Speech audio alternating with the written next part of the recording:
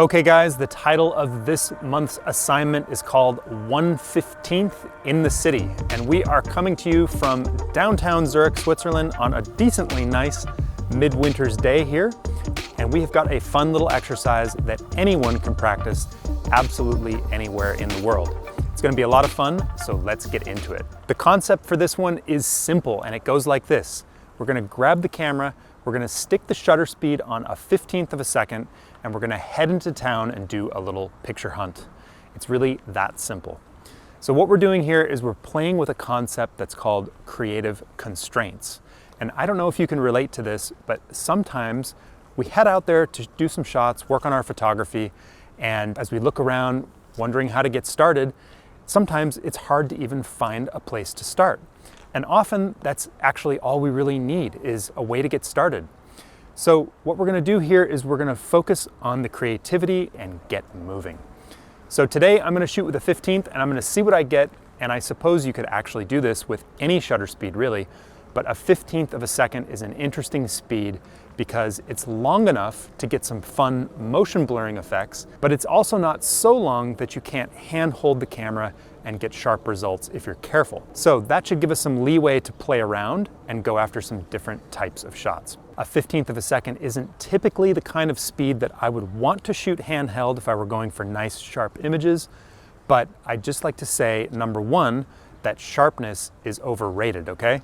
Not every wonderfully creative picture is razor sharp, so we're not going to get hung up on sharpness this time.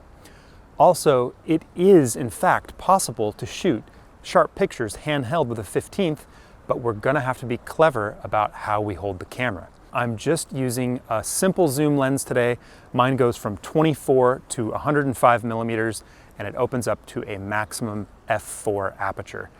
It's a great little lens. It's nothing exotic, but it's simple and it's flexible and it's perfect when I really don't know what I'm going to be photographing. Today I don't want to be thinking about switching lenses and all that kind of stuff. I just want to keep my eyes peeled for great subjects. For settings, it's equally simple today. I've got the camera set in manual exposure mode, which allows me to pick my shutter speed directly, a 15th of a second in this case, and to set my aperture to suit whatever subject or situation I happen to be shooting.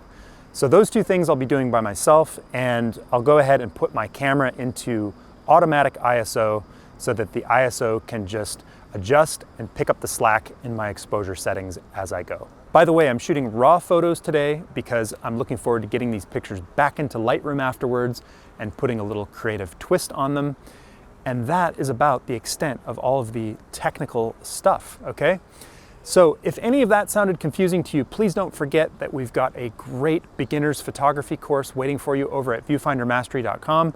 It's called Digital Photography 123, and in that course we cover all the basics about shutter speed, aperture settings, ISO, shooting modes, focusing, white balance, metering, raw photos versus JPEGs, and so much more.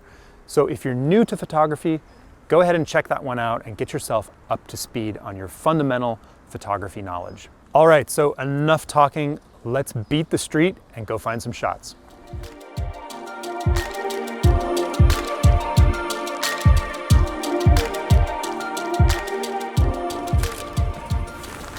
Okay, one of the first things that we need to do is just get a picture in the camera, because the unwritten rule of photography walks is that you've just got to shoot something within like a minute of getting started, because otherwise it's tempting to just kind of keep walking and second guessing yourself, and we just want to get a picture in the camera so that we can get started and think creatively.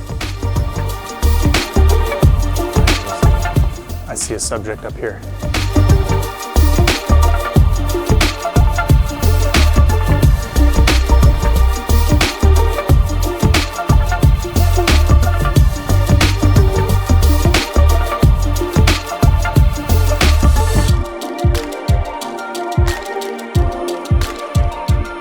Doing a couple quick shots here from the ground, and I'm just using my shoe as a bit of a tripod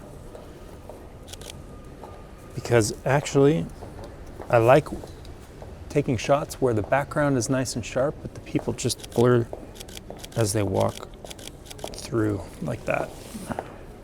And if we're lucky, we end up with a cool subject which she was. So, on to the next shot.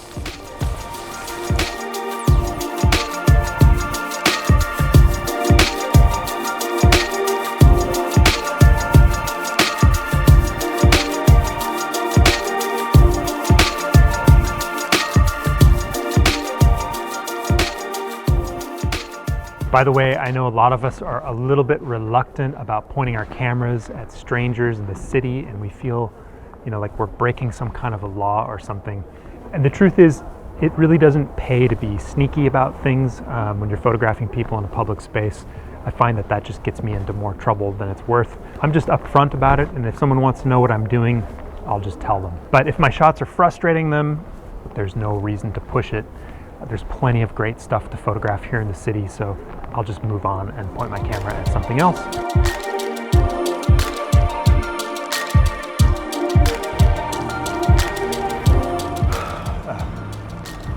She saw me and she did not want to be photographed. Oh well. All right, so we are in the heart of downtown Zurich at a spot called Paradiplatz. This is where all the big banks have offices, and of course there's a lot of busy people coming and going, getting off trams and whatnot, and it's definitely ripe with potential, and I'm sure we can get some really cool shots taken with a 15th of a second. So let's see what we can find.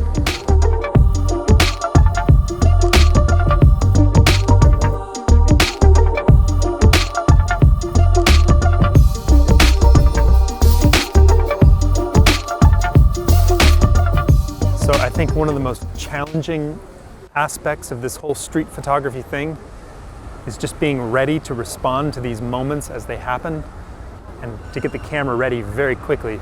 And it's really challenging, but it's a lot of fun.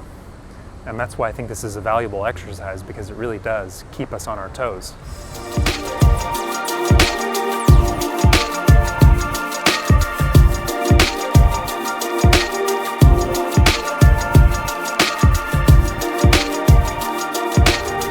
Notice that if I lurk around in the spot where I want to take a picture, then people tend to slowly move away from me as they become aware that I'm a photographer. So I think what I have to do is sort of stand off to the side and act like a shark and just sort of swing in there when I see an opportunity.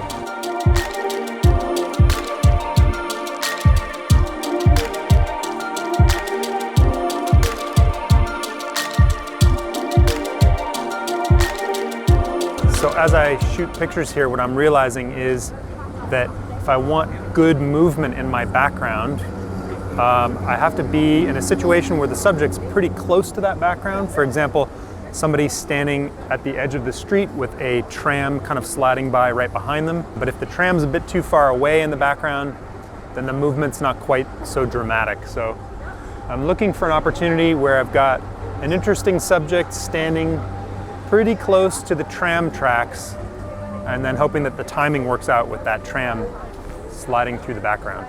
So another thing that we can do, which is a lot of fun and works perfectly with a 15th of a second, is that we can pan a moving subject, keeping it right in the middle of our composition and snapping the shot as we move the camera. This creates a really fun movement effect, and all we need is a particularly interesting subject passing by at the right time. So, eyes peeled.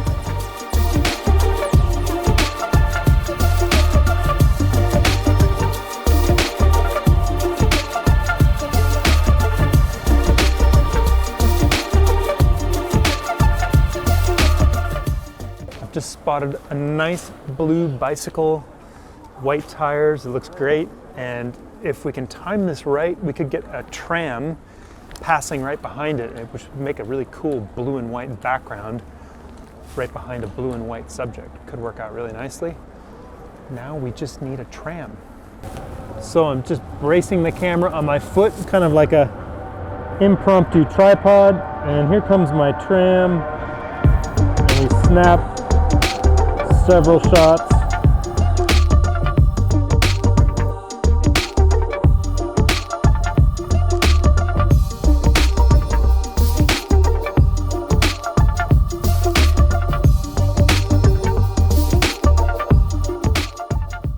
So sometimes it's a lot of fun to play with scenes that have both some kind of a moving component and also some kind of stationary objects in the scene as well. Could be that it's the background moving behind your subject itself, or it could be that you've got subjects kind of walking into a shot and they're kind of blurred in the background, but the rest of your scene remains nice and sharp. There's so many possibilities, but we've just found a really cool little piece of architecture to play with. We're right up the side of the Bahnhofstrasse in Zurich, and we've got here through this little archway, and I'm going to play with that, and I'm going to play around with frame within a frame, which is another great composition tip, and just see who happens to pass through here and snap them the moment that they walk through the arch. So should be fun. Now we just need to find a cool subject.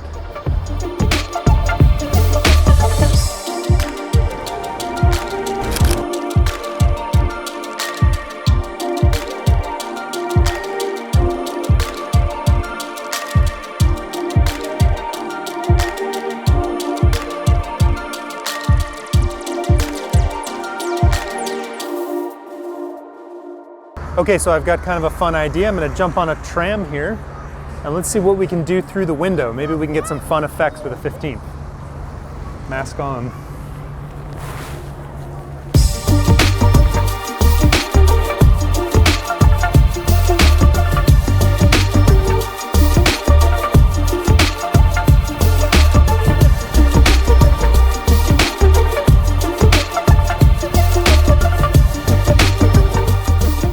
The trick is just the timing. It's really tough to get a bike or a scooter or something like that, which I would rather have than a car, but let's see what we get.